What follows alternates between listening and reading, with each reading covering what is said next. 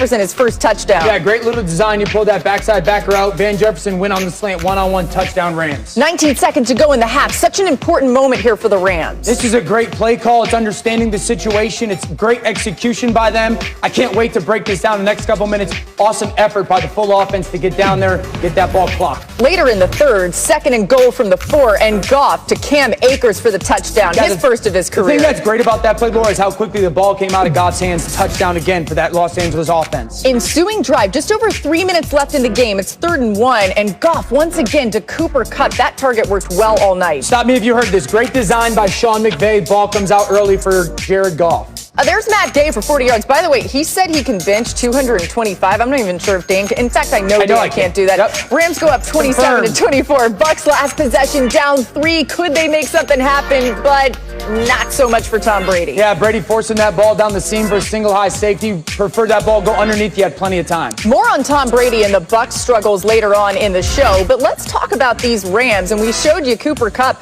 Robert Woods accounted for 275 of the Rams' 376 passing yards between those two. 147 of those yards come after the catch. And this really isn't something new for Kupp and Woods. The two actually rank among the top 5 receivers in the league in yards after the catch this season. No wonder Jared Goff likes to target them and get the ball in their hands in space. So, Mina, you see those numbers from Woods and Kupp. What impressed you so much about the game plan that involved them so well?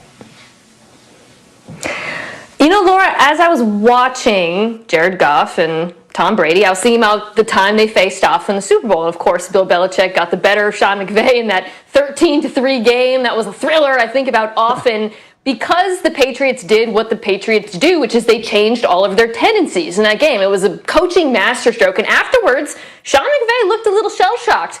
Well, last night, you saw the young coach change his tendencies all throughout the game. Orlovsky and I were texting each other, oh man, Goff's still in the gun? Wow, he's getting the ball quickly. Wow, they're really throwing it this much?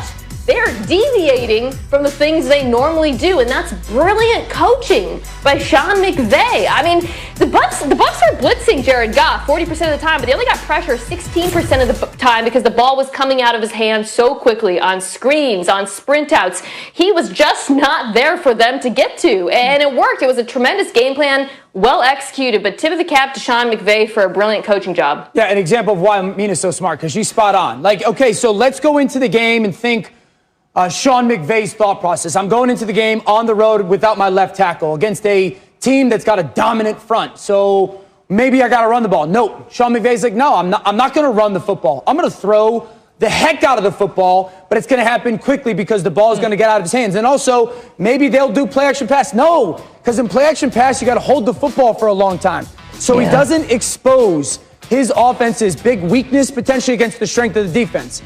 But then you go into the situational awareness. And I want to break down the field goal play or the play that leads to the field goal right before the half because it's the perfect example. If you're an NFL team and you want to see what a team looks like that's well coached, that has a very clear plan, and then selfless players to execute it, watch this play because it's the difference of the ball game. Okay, so the Rams are going to come out in their empty set. 2 receivers up top, 3 at the bottom.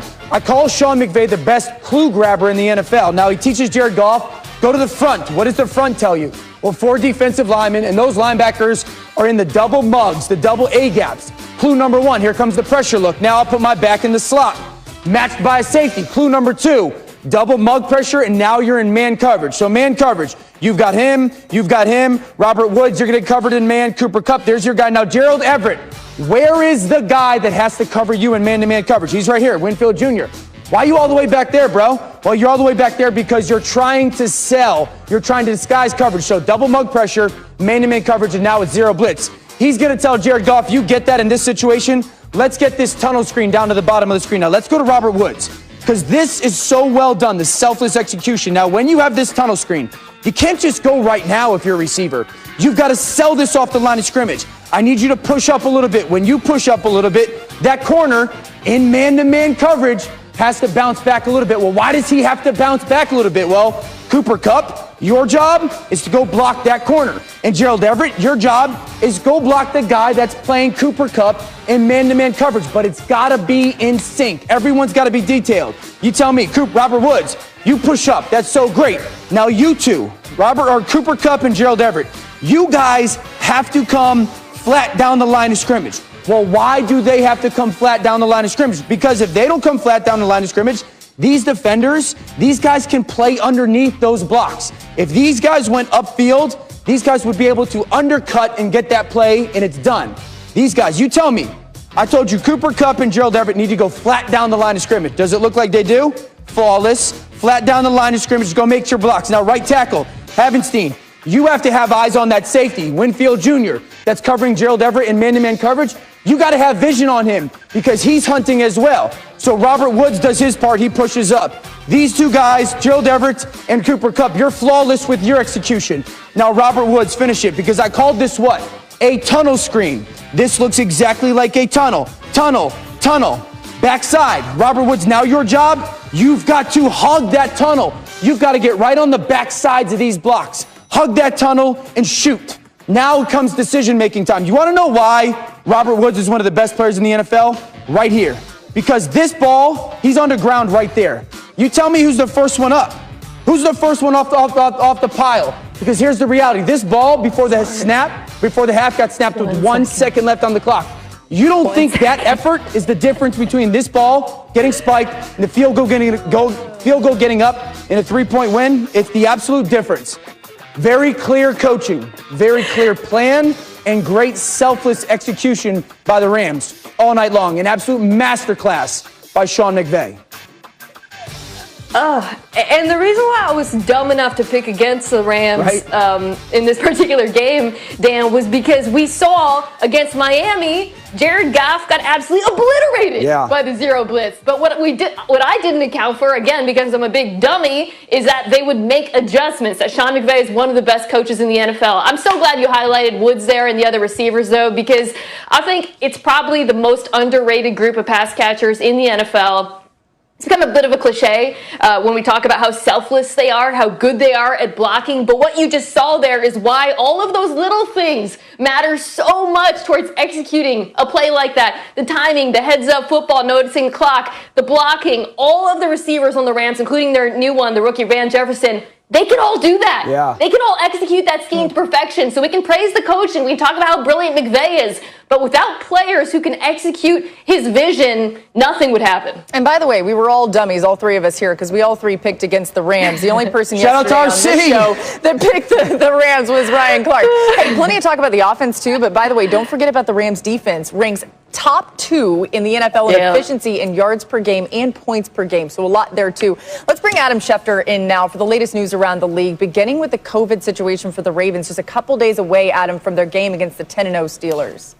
Yeah, this is getting more and more problematic, Laura, right now. The Ravens this week have had 5 players test positive and be placed on the reserve COVID-19 list, the latest being Pernell McPhee, who was added there this afternoon. He's out for Thursday night's game. We already know J.K. Dobbins, Mark Ingram, the 2 running backs are out of Thursday night's game against the Pittsburgh Steelers. Additionally, 4 staffers have tested positive as well, and they are doing contact tracing to see if it is spread anywhere else in the organization.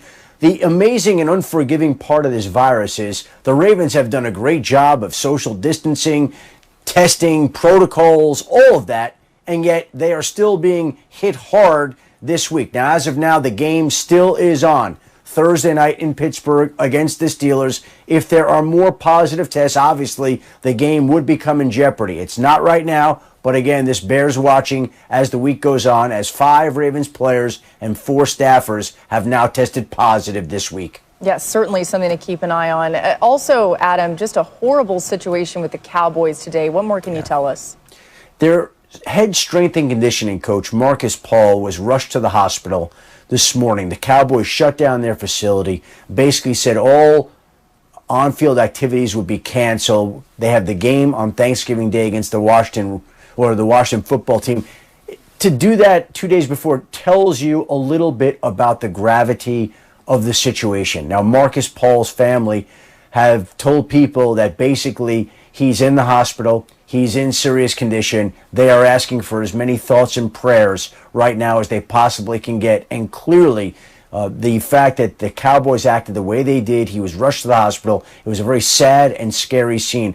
Everybody is thinking of and pulling for Marcus Paul right now. Yeah, certainly our thoughts and prayers with Marcus Paul as well. We've got more NFL Live coming your way after this break.